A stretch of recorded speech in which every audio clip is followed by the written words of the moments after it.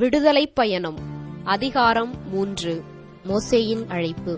மோசே மிதியானின் அர்ச்சகராகிய தம் மாமனார் எத்திரோவின் ஆட்டு மந்தையை மேய்த்து வந்தார். அவர் அந்த ஆட்டு மந்தையை பாலை நிலத்தின் மேற்றிசையாக ஓட்டிக்கொண்டு கடவுளின் மலையாகிய ஓரேபை வந்தடைந்தார்.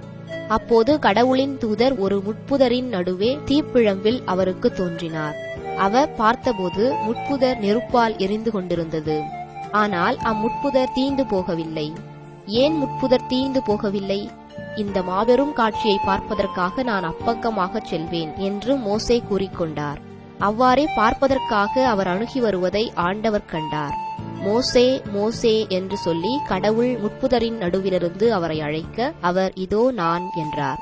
அவர், இங்கே அணுகி வராதே, உன் பாதங்களிலிருந்து மிதியடிகளை அகற்றிவிடு, ஏனெனில் நீ நின்று கொண்டிருக்கிற இந்த இடம் புனிதமான நிலம் என்றார். மேலும் அவர், உங்கள் மூதாதையரின் கடவுள் ஆபிரகாமின் கடவுள், ஈசாக்கின் கடவுள், யாக்கோபின் கடவுள் நானே என்றுரைத்தார். மோசே கடவுளை உற்று நோக்க அஞ்சியதால் தம் முகத்தை மூடிக்கொண்டார்.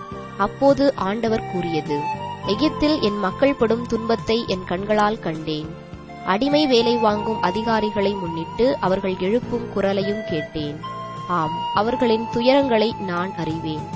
எனவே எகிப்தியரின் பிடியிலிருந்து அவர்களை விடுவிக்கவும், அந்நாட்டிலிருந்து பாலும் தேனும் பொழியும் நல்ல பரந்ததோர் நாட்டிற்கு, அதாவது கானானியர், இத்தியர், எமோரியர், பெரிசியர், இவ்வியர், எபூசியர் வாழும் நாட்டிற்கு அவர்களை நடத்திச் செல்லவும் இறங்கி வந்துள்ளேன்.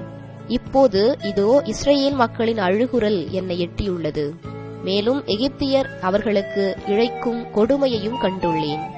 எனவே இப்போதே போ, இஸ்ரேல் இனத்தவராகிய என் மக்களை எகிப்திலிருந்து நடத்திச் செல்வதற்காக நான் உன்னை பார்வோனிடம் அனுப்புகிறேன்.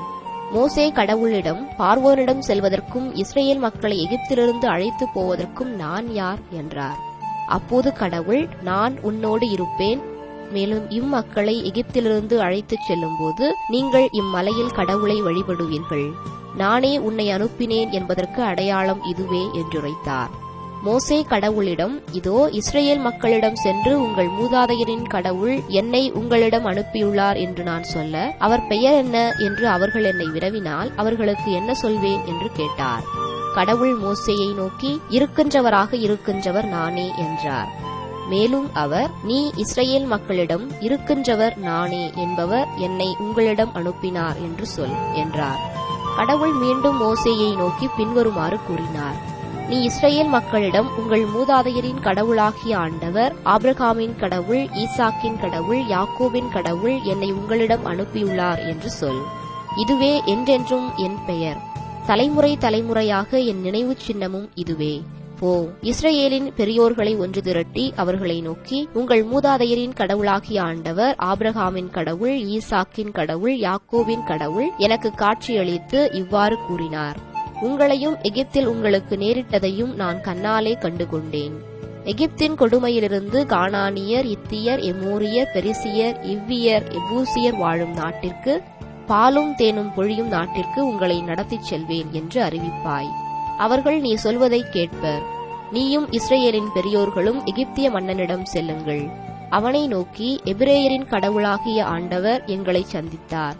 இப்போதே நாங்கள் பாலை நிலத்தில் 3 நாள் வழிப்பயணம் போக இசைவு தாரும்.